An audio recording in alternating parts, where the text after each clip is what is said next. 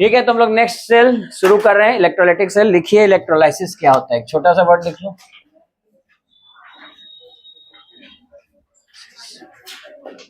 सुनिए, केमिस्ट्री में जब भी आपको इस तरह से वर्ड मिले, लाइसिस, लाइसिस मतलब होता है ब्रेक, मतलब तोड़ना। जैसे फोटोलाइसिस, फोटोलाइसिस में क्या होता है, lysis means break, photo means light, light energy से अगर ब्रेक किया जाएगा तो क्या कहलाएगा, फोटोलाइसिस। यहाँ किससे ब्रेक करेंगे, इलेक्ट्रिसिटी से, तो उसको इलेक्ट्रोलाइसिस बोलेंगे। अगर टेम्परेचर से ब्रेक करेंगे तो क्या बोलेंगे, उसको थर्मोलाइसिस बोलते हैं। ठीक है, तो ये सब हीट एनर्जी दे के किसी भी सब्सटेंस को हम ब्रेक कर सकते हैं। ठीक है, और यहाँ पे जो सब्सटेंस है वो कौन सा सब्सटेंस है, इलेक्ट्रोलाइट। इलेक्ट्रोलाइट को हम ब्रेक कर सकते हैं बाय अप्लाइंग इलेक्ट्रिसिटी। इस प्रोसेस को क्या बोलेंगे, इलेक्ट्रोलाइसिस। तो लिखिए इलेक्ट्रोलाइसिस में डिकम्पोजिशन ऑफ, तोड़ रहे हैं ना, decomposition of electrolyte, decomposition of electrolyte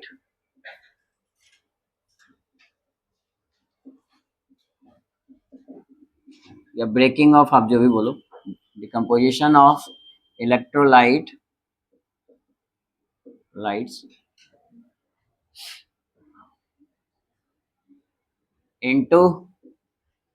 into their respective ions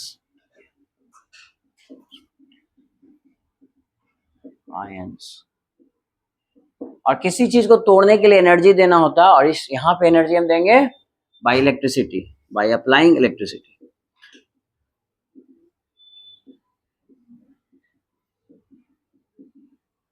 by applying electricity, है ना। इस प्रोसेस को क्या बोलेंगे, लिखो, this process is called electrolysis. इसी प्रोसेस को हम लोग इलेक्ट्रोलाइसिस करते हैं। ठीक है, लाइसिस मतलब ब्रेक, भाई ब्रेक करना है, ब्रेक बाय इलेक्ट्रिक एनर्जी। आप किसी भी सब्सटेंस पे एनर्जी लगाइए तो टूटेगा। और 10th क्लास में वो रिएक्शन पढ़े भी थे, डिकम्पोजिशन रिएक्शन, उसमें यही बात था, हीट एनर्जी, लाइट एनर्जी और हीट, लाइट और एक और कौन सा एनर्जी देते थे बताइए, यही इलेक्ट्रिक एनर्जी, है ना। हाँ, फोटो लाइट से भी दे सकते हैं हम लोग, तोड़ सकते हैं। कुछ कुछ सब्सटेंस लाइट से भी टूट जाते हैं, फोटोसिंथेसिस रिएक्शन उसी में होता है। खैर, ये बात समझ में आया। अब इसी रिएक्शन को किसी एक टैंक में करेंगे, कौन सा प्रोसेस, इलेक्ट्रोलाइसिस प्रोसेस। अच्छा एक बात बताओ, मैं आपसे पूछूं NaCl क्या इलेक्ट्रिसिटी को पास करेगा, नहीं, सॉलिड स्टेट में नहीं करता। इसमें आप जब इलेक्ट्रिसिटी लगाइएगा तो क्या होगा, ये अपने रिस्पेक्टिव आयंस में टूट जाएगा। मतलब आप इलेक्ट्रोलाइट का अगर एग्जांपल समझना चाहते हो तो लिख लो, इसमें हमने इलेक्ट्रिक एनर्जी लगाया जी, तो ये अपने रिस्पेक्टिव आयंस में टूट जाएगा। या इसको वाटर में थोड़ा सा डिजोल्व कर दो, एक्वासाइन में टूट जाएगा। ये अगर ब्रेक हो जाता है अपने रिस्पेक्टिव आयंस में, जो कि फ्री है, और फ्री आयंस के मूवमेंट के कारण इलेक्ट्रिसिटी पास होगी इसके। तो यहाँ पे ये आयंस जो फ्री हैं, ये इलेक्ट्रिसिटी को कैरी करेगा।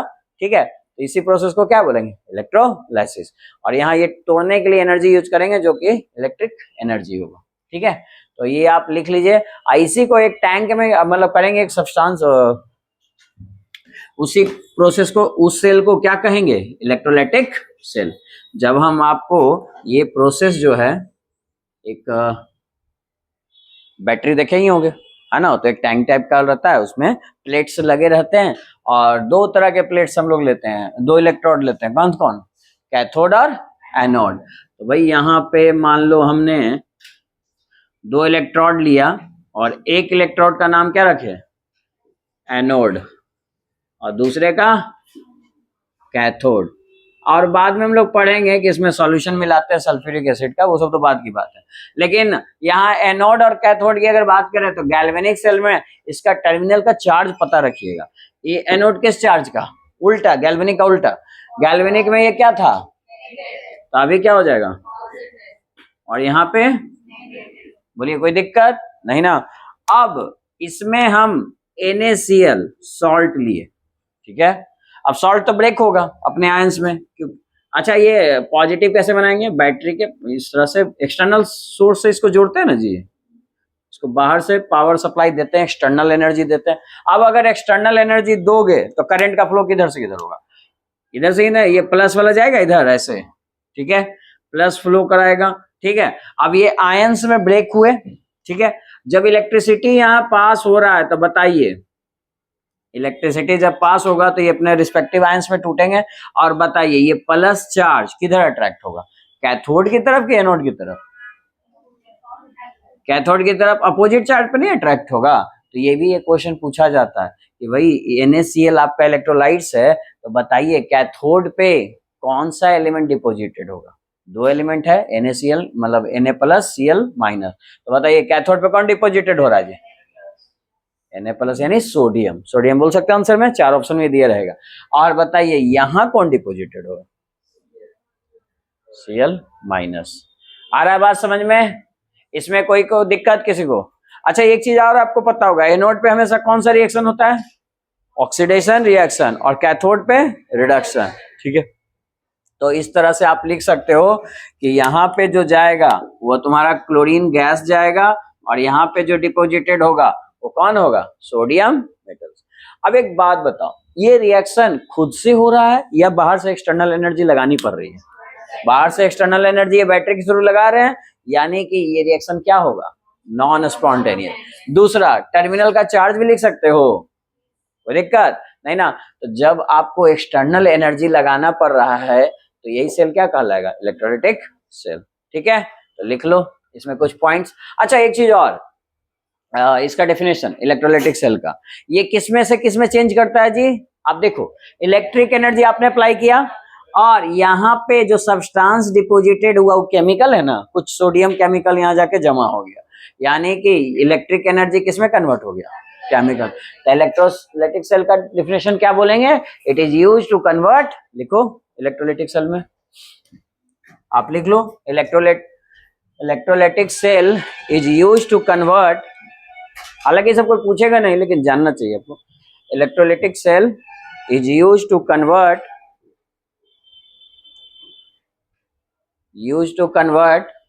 electric energy into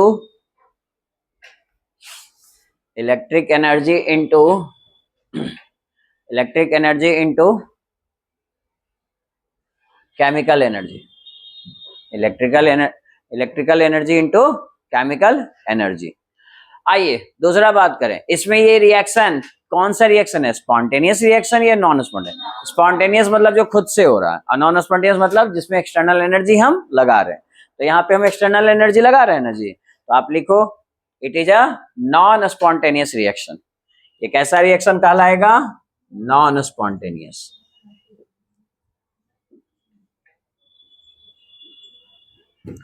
यानी कि इसमें हम एक्सटर्नल एनर्जी लगाएंगे और तब जाके क्या फ्लो होगा जी, करंट यहाँ फ्लो करवाएंगे, तब जाके केमिकल काम करना अपना शुरू करेगा, इसलिए रिएक्शन नॉन स्पॉन्टेनियस होगा। उसके आगे बताइए, इसमें बताइए अगर हम इसके टर्मिनल्स की बात करिए, इलेक्ट्रोड की बात करें, तो एनोड कैसा टर्मिनल होता है, ये आपको याद रखना होगा, ऑब्जेक्टिव में से पूछ सकता है, पॉजिटिव। और कैथोड कैसा होगा, कैथोड आपका निगेटिव टर्मिनल। चाहो तो लिख लो टर्मिनल, इसको मार्क कर लीजिएगा जी, ऑब्जेक्टिव में कभी कभी एग्जाम्स में ये आपको डायरेक्टली पूछ लेता है, ठीक है।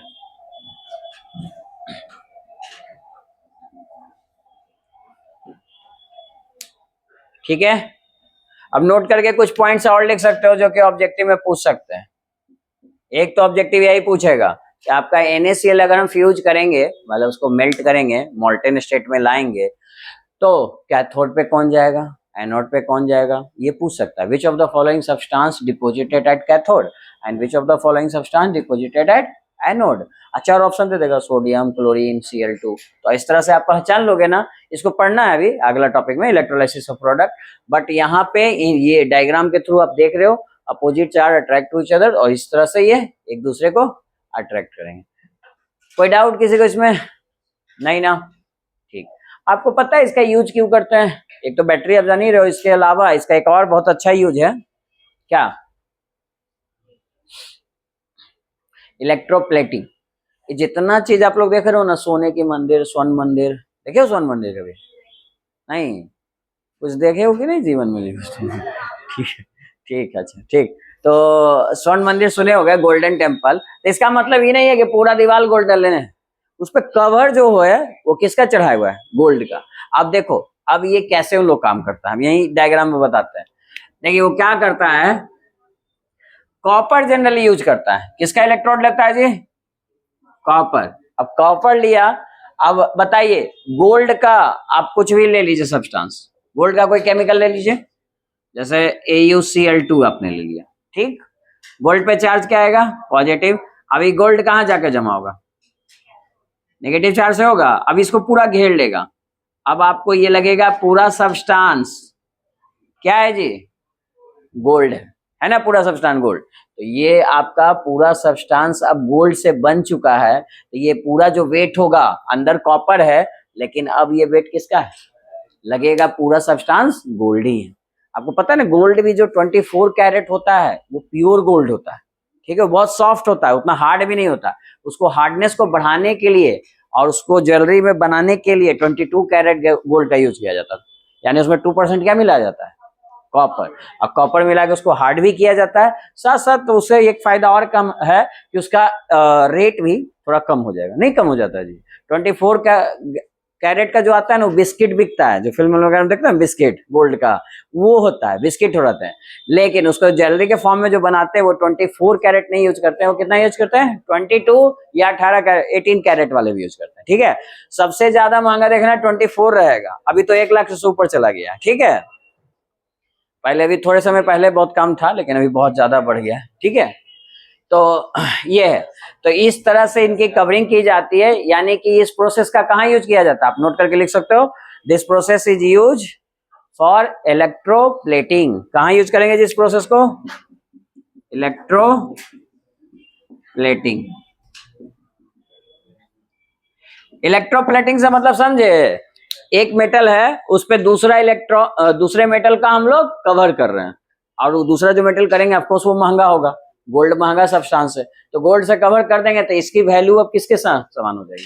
गोल्ड के समान, ठीक है। ये पूरा वैल्यू लगेगा गोल्ड ही है, हालांकि पूरा तो नहीं है लेकिन ये सब गोल्ड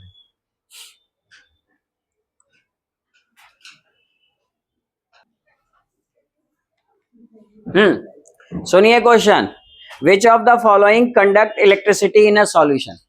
कौन इलेक्ट्रिसिटी को कंडक्ट करता है? ठीक है, ये बिहार बोर्ड में 2023 में पूछा है। कौन कंडक्ट करेगा, बस इतना बताना है। कंडक्ट इलेक्ट्रिसिटी, कंडक्ट इलेक्ट्रिसिटी, और 4 ऑप्शन दिए गए। पहला ऑप्शन है इलेक्ट्रोलाइट, यस या नो? अच्छा सारे ऑप्शन लिख देता हूं फिर बताना। Electrolyte, B option non electrolyte, C option है वाटर मॉलिक्यूल, वाटर मॉलिक्यूल, और डी ऑप्शन है कॉपर वायर। हाँ जी बोलिए, कौन आंसर हो? कौन इलेक्ट्रिसिटी को कंडक्ट करेगा? क्या लग रहा है कि मोर देन वन ऑप्शन होगा? कितने लग रहा है मोर देन वन? देखो Bihar board more than one नहीं पूछता है, ठीक है। एक ही होगा, और एक तो आप बहुत फ्रिक्वेंटली जानते हो घर में कौन सा यूज करते हो? Copper wire. अब मैं बताता हूँ बाकी सब क्यों नहीं होते, सुनिए। आपको लग रहा होगा ये तब यूज होगा जब ये कैसे होंगे, आयंस में टूटेंगे। ये आयंस अभी फ्री नहीं है, NaCl है। क्या ये इलेक्ट्रिसिटी को कंडक्ट करेगा, यस या नो? नहीं, सॉलिड स्टेट में नहीं करता है। उसका जब सॉल्यूशन बनाएंगे तब वो कंडक्ट करेगा। पहली बात, नॉन इलेक्ट्रोलाइट तो नहीं कंडक्ट करता है, समझ में आता है बात। अच्छा वाटर, ये थोड़ी बोला इम्प्योर वाटर है, सॉल्यूशन को थोड़े बनाया, आप इसको क्या मानोगे, प्योर। तो वाटर भी इलेक्ट्रिसिटी कंडक्ट नहीं करेगा। आया बात समझ में? ये 2023 में पूछा था आपके एग्जाम में, इसीलिए बोलता हूँ एग्जाम का एक क्वेश्चन बार बना लो तो कभी गलती नहीं होगी। और वही सब क्वेश्चन बार बार लोग पूछता है। जैसे एक बार और एक क्वेश्चन पूछा है, सुनिए क्वेश्चन क्या है, प्योर वाटर पे ही पूछा है।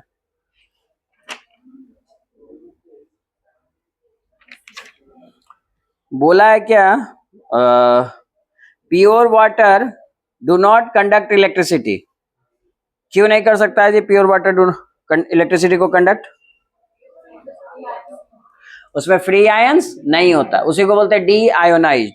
वो कैसे होते हैं? D ionised. तो ये भी एक पूछा हुआ क्वेश्चन है कि प्योर वाटर इलेक्ट्रिसिटी को क्यों कंडक्ट नहीं करता है। कोई दिक्कत किसी को इसमें? समझ में आ रहा है बात? ठीक।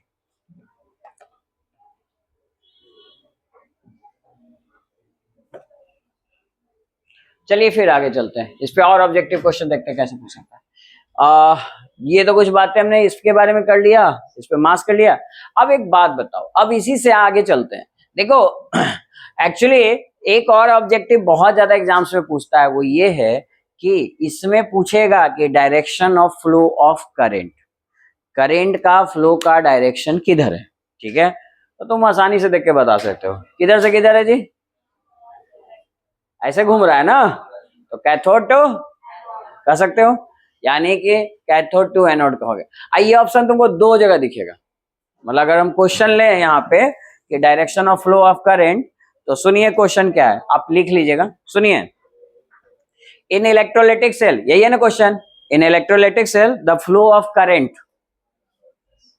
ठीक है, फ्लो ऑफ करंट, तो किधर से किधर बोलोगे? सॉरी, फ्लो ऑफ इलेक्ट्रॉन लिखा हुआ जी। हाँ लिख लो ये क्वेश्चन।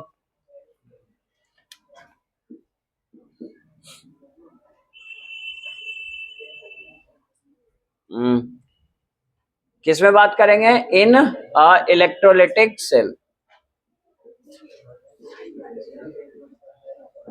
यहां पूछा है फ्लो ऑफ इलेक्ट्रॉन, करंट बाद में करेंगे, इसका अपोजिट हो जाएगा। Flow of current is from, flow of current किधर से किधर होगा? सॉरी, इलेक्ट्रॉन्स, इलेक्ट्रॉन्स किधर से किधर होगा? Cathode to anode, cathode to anode through external supply, और फिर cathode to anode through internal supply, anode to cathode through internal supply. क्या लग रहा है यहाँ एक्सटर्नल सप्लाई है इंटरनल? पहले तो ये सोचो, साफ साफ दिख रहा है जी एक्सटर्नल सप्लाई नहीं है, हम बाहर से जोड़ रहे हैं। ठीक है, तो इलेक्ट्रॉन नेगेटिव टर्मिनल से पॉजिटिव टर्मिनल की तरफ जाएगा, यानी कि आप लिखोगे, ये आंसर सही था, cathode to anode flow of current, flow of current from cathode to anode, but supply किधर होगी? एक्सटर्नल। तो वहां पे दो वर्ड यूज किया, इंटरनल सप्लाई एंड,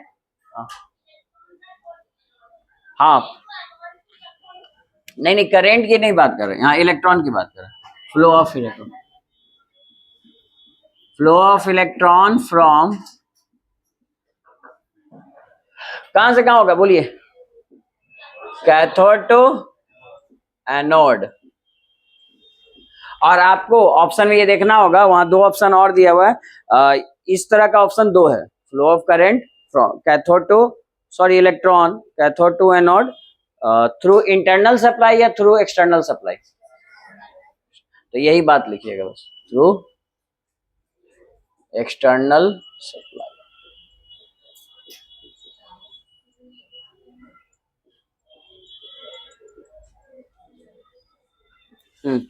इसको टिक कर लो, ये ऑब्जेक्टिव में आपको पूछ सकता है।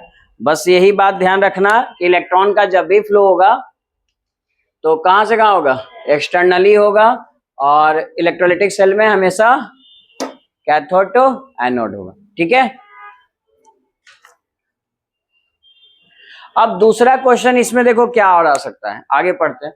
देखिए यहाँ पे ये मास इस पे डिपोजिटेड हो रहा है, ठीक है, और कब हो रहा है? जब आप चार्ज फ्लो करा रहे हो, मतलब इलेक्ट्रिसिटी फ्लो करा रहे हो, तो इलेक्ट्रिसिटी फ्लो करा रहे हो तो ये मास यहाँ डिपोजिटेड हो रहा है। तो कितना मास डिपोजिटेड होगा किस पे? इलेक्ट्रोड पे, ये भी पता कर सकते हैं हम लोग। तो वहां पे दो लॉ पढ़ेंगे, किसके किसके? फ्राइडे ने ये बताया था, चार्ज की बात आएगी तो कौन आएंगे? फ्राइडे। तो फ्राइडे का हम दो लॉ यहाँ पे पढ़ेंगे, उस पर न्यूमेरिकल्स आपके आएंगे। यहाँ फिलहाल ऑब्जेक्टिव समझ में आ गया? देखो दो तीन ऑब्जेक्टिव है। कब स्पॉन्टेनियस, ये कैसा रिएक्शन है? नॉन स्पॉन्टेनियस, क्योंकि एक्सटर्नल सप्लाई लगा रहे हैं। एनोड कैथोड का टर्मिनल का चार्ज याद रखिएगा, और साथ साथ अगर आपको कोई एलिमेंट दे दिया गया, मान लो कॉपर, कॉपर क्लोराइड है, तो आपसे पूछेगा कि कॉपर किधर जाएगा जी, ठीक है, या NaCl या KCl ऐसा दे दिया, तो पोटेशियम इस पे जाएगा, क्लोरीन इस पे जाएगा। ये इस तरह से आपसे पूछ सकता है, आप चार्ज का डिस्ट्रीब्यूशन करके आसानी से बता सकते हो। फिर दूसरी बात, एक और ऑब्जेक्टिव ये पूछेगा कि इलेक्ट्रॉन का फ्लो किधर से किधर होगा। तो ये भी लिख लीजिएगा। बस खेल ये याद रखिएगा कि एक्सटर्नल सप्लाई को हम टिक करेंगे, ठीक है, क्योंकि दोनों ऑप्शन रहेगा, इंटरनल और एक्सटर्नल। अब बात आता है कि ये ठीक है, पोटेशियम या सोडियम या कॉपर या गोल्ड यहाँ जाकर डिपोजिट हो रहा है, बट हम कितना चार्ज पास कराएं कि कितना mass of element deposited at cathode electrode, cathode electrode या कोई भी इलेक्ट्रोड पे कितना मास डिपोजिटेड होगा, ये हम पता करने की कोशिश करेंगे। और उसी के लिए हम पढ़ेंगे क्या, फैराडे का लॉ। तो लिखो Faraday first law of electrolysis.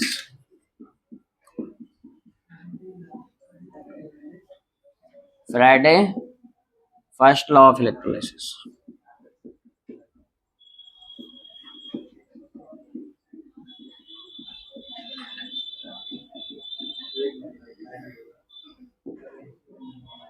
ठीक है, लिखिए इसका डेफिनेशन। ये आपको ना 2 मार्क्स में लिखने के लिए भी आता है आपके बोर्ड से एग्जाम्स में, ठीक है।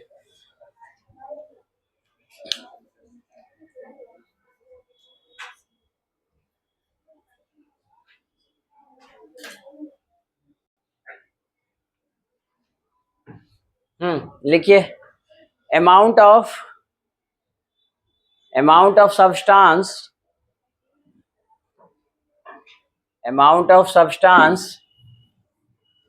is deposited, amount of substance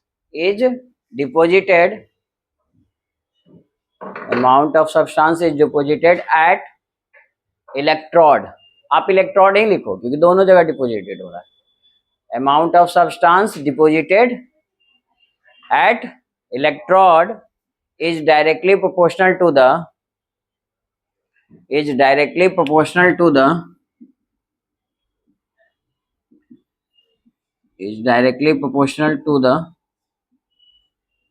charge flow in the circuit।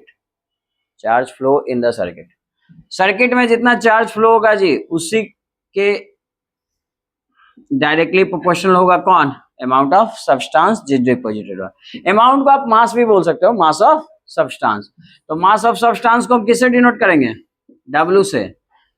वो किसके डायरेक्टली प्रोपोर्शनल होगा, चार्ज के, जो कि सर्किट में फ्लो कर रहा है, charge flow in the circuit.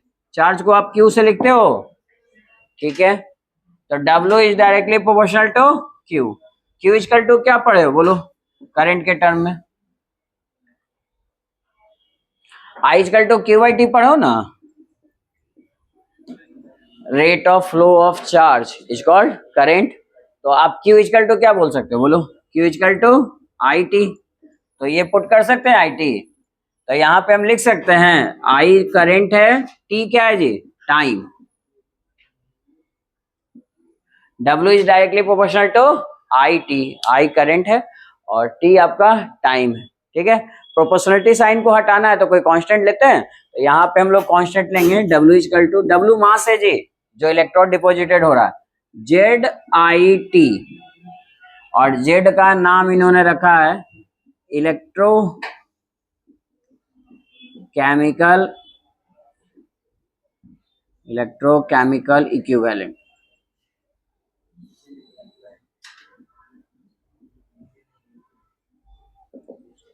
ठीक है, और Z की जो वैल्यू होती है सुनिए, वो होता है एटॉमिक वेट, जिसको A से डिनोट करते हो, डिवाइडेड बाई N/F, इसके वैल्यू के बराबर होता है, ठीक है। तो ये पूरी वैल्यू यहाँ पुट करो फॉर्मूला में, तो W इक्वल टू हो जाएगा तुम्हारा क्या, A N/F इंटू IT। सुनिए Z के जगह हम ये पुट कर दिए atomic weight by NFIT।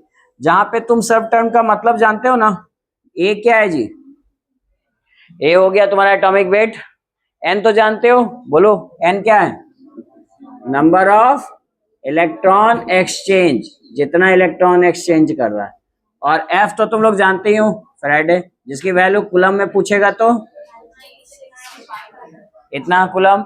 I क्या है जी, करंट, और T टाइम, सब पता ही है, ठीक है। तो इसी फॉर्मूला पे आएंगे आपको न्यूमेरिकल्स, लिख लीजिए आप।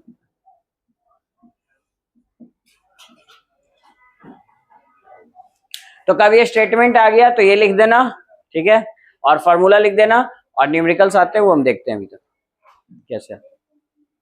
फर्स्ट को देखो, यहां पढ़ो क्या बोला है जी, ये किसकी वैल्यू दिया रखा है, करंट, करंट साफ साफ दिया हुआ 1.50 एम्पियर, इसको पास कर रहे हैं इलेक्ट्रोलाइटिक सेल में, AgNO3 सॉल्यूशन है, ठीक है। आगे पढ़िए, सिल्वर बोल रहा है डिपोजिटेड हो रहा है, यानी मास ऑफ सिल्वर है, कौन है, मास ऑफ सिल्वर। तो आप बताइए मास ऑफ सिल्वर को किससे डिनोट करोगे, W से कर सकते हैं, किए थे ना फॉर्मूला में। W कितना है मेरा, इतना तो है, दोनों कटेगा बाद में देखना।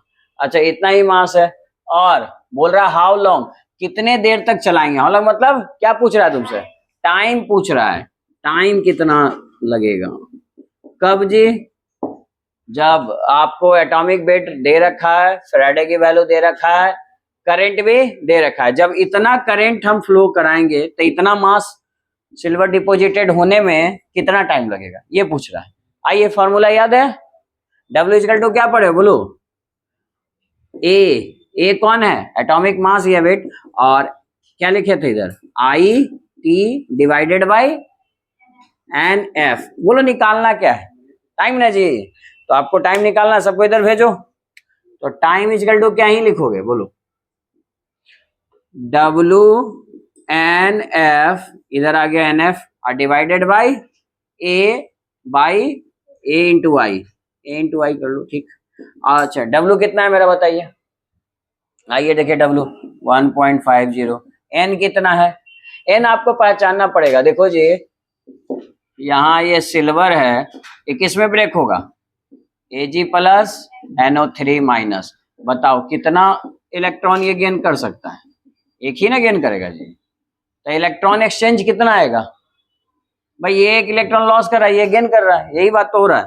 तो N की वैल्यू यहाँ पे कितनी आएगी, N अगर आपको दिक्कत आ रहा है तो निकाल लीजिए, हमेशा केटाइन और एनायन दोनों सेम रहते हैं, देख लेना 1 आएगा यहाँ पे, ठीक है, कोई दिक्कत किसी को इसमें, हाँ, तो N की वैल्यू 1, फैराडे की वैल्यू पता ही है 96, डिवाइडेड बाय A कितना जी, फिर से उतना ही वैल्यू है। अच्छा I कितना, करंट, अच्छा करंट इतना है लेकिन A कितना है, A 108 है, 108, और करंट भी तुम्हारा यही है 1.50, ये दोनों कट गया, ठीक है। I इसको खाली से डिवाइड करना, आंसर आ जाएगा, कितना आएगा आंसर, टाइम इक्वल टू 893 आ रहा है क्या, 0.5 ऐसे कुछ समथिंग आ रहा होगा। अच्छा यूनिट क्या लिखोगे बोलो तो, टाइम का यूनिट होता है सेकंड, तो सेकंड लिख लो।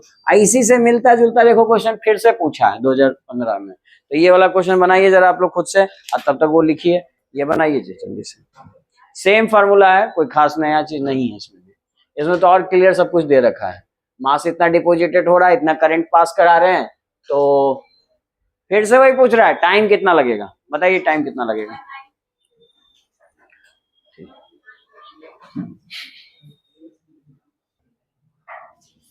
देखिए आपको वैल्यू गिवन है, टाइम निकालना है, कैलकुलेट करना है, यानी टी की वैल्यू निकालनी है, पहली बात। दूसरा ये ग्राम दिया हुआ है कॉपर का, यानी ये मास है, कॉपर का मास कितना डिपोजिटेड हो रहा है, इतना 1.27, कैथोड पे हो रहा है, वो सब छोड़ो, कैथोड पे हो रहा है, ठीक है। हमसे बोल रहा है इस दौरान करंट कितना हम पास कराए, 2 एम्पियर, करंट जो पास कराए सर्किट में 2 एम्पियर का कराए, कॉपर का मास भी दे रखा है, ठीक। अब बताइए फॉर्मूला तो तुमको पता ही है।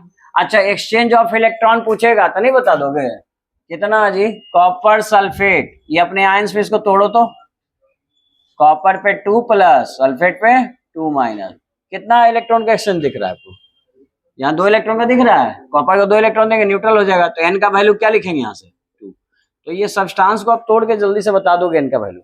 अब बताइए फॉर्मूला लगाइए, W इक्वल टू क्या पढ़े थे, A into IT N F, हमें क्या निकालना है, T ना जी, तो T निकालना है तो सबको इधर भेजिए, W into NF A upon I, W की वैल्यू कितनी बोलो, देखो यहाँ सब लिखा हुआ है 1.27 इंटू N की वैल्यू 2 है, फ्राइडे आपको पता ही है, और डिवाइडेड बाय A कितना है 863.5, और I कितना है, I ये 2, देखो ये 2 से 2 कट गया, ये डेसिमल से डेसिमल हटा दो, ये दोनों कट रहा है क्या? नहीं कटेगा।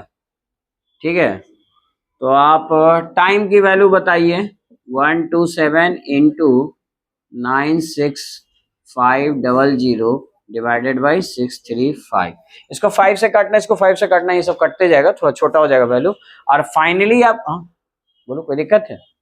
और फाइनली जब आप डिवाइड करोगे तो आंसर कितना आ रहा है आप लोग बताइए?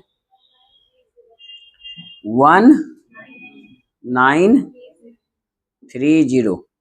बस इतना हो, तो ये तो एग्जैक्ट कट जा रहा है ये, यानी कि ये वैल्यू से ये वैल्यू कट रहा होगा। देख लीजिएगा आप लोग काट, 127 से ये कट रहा है कितने टाइम्स? 5 टाइम्स क्या? खैर जो भी है आप डिवाइड कर लेना, ये तो कैलकुलेशन आप कर ही सकते हो। इतना आ रहा है जी, इतना क्या लिखेंगे? सेकेंड। अब बताइए कितने बच्चों का ये आंसर आया? और हाथ बढ़े। हाँ ठीक, तो दूसरा क्वेश्चन बन गया ना जी। इसी तरह का वो लोग क्वेश्चन खूब पूछेगा आपके पास। अगर क्वेश्चन बैंक होगा तो सीबीएसई बोर्ड में लाइन से ये क्वेश्चन पूछा हुआ, 17 में भी पूछा है, 18 में पूछा है ना। तो ये कुछ क्वेश्चन हमने कर लिए, कुछ आप बनाइएगा। Friday first law of electrolysis. अब सेकेंड लॉ की बात करते हैं, लिखो Friday second law of electrolysis. हालांकि न्यूमेरिकल्स ही इससे ज्यादा पूछे, लिखने अभी तक देखा गया नहीं पूछा उतना। ठीक है, बिहार बोर्ड में लिखने दे सकता है, लेकिन सीबीएसई बोर्ड में न्यूमेरिकल्स ही पूछे। तो लिखिए Friday second law of electrolysis, law of electrolysis. अच्छा, इससे ऑब्जेक्टिव आपके क्वेश्चन कैसे आए हैं आपके एग्जाम्स में वो भी सुन लो। देखिए Faraday second law of electrolysis से कुछ ऑब्जेक्टिव आए हैं। Faraday law of electrolysis is related to, मतलब वो डिपेंड करता है, किससे संबंधित है बताइए? एटॉमिक नंबर ऑफ कैटायन बोला है कहीं जी? नहीं।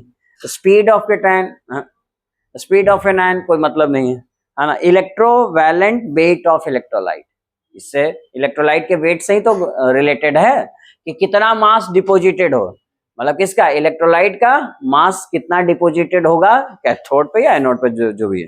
तो ये इससे रिलेटेड है। इसी को तुमसे दूसरे शब्दों में पूछा, 2016 में भी पूछा था, 2010 में भी पूछा कि Faraday second law of electrolysis is related to, फिर से पूछा, तो फिर से वही ऑप्शन दिया, atomic number of cation, speed of cation नहीं, तो क्या बोलोगे? इलेक्ट्रोवैलेंट वेट ऑफ इलेक्ट्रोलाइट, मतलब सिंपली बात वेट ऑफ इलेक्ट्रोलाइट। इलेक्ट्रोलाइट के मास कितना लेंगे उस पर तो डिपेंड कर ही रहा है, मास ज्यादा लोगे तो करंट ज्यादा की जरूरत पड़ेगी, है ना। कोई दिक्कत? एक बार 2022 में ये पूछ लिया कि 1 Faraday is equal to the कितना कूलम? 96500। तो बिहार बोर्ड में ऐसे सिंपल सिंपल क्वेश्चन भी वो लोग पूछ लेते हैं। बोलिए कोई दिक्कत इसमें जी? नहीं ना। तो आइए सेकेंड लॉ करते हैं और सेकेंड लॉ पे देखते हैं कैसे क्वेश्चंस आते हैं। ठीक है, लिखिए सेकेंड लॉ, हेडिंग दीजिए और लिखिए amount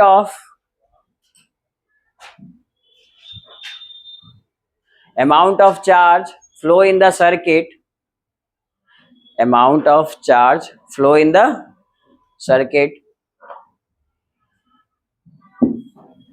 is directly proportional to the is directly proportional to the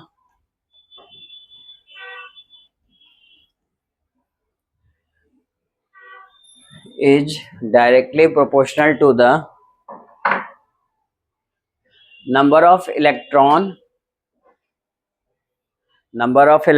exchange, number of electron exchange।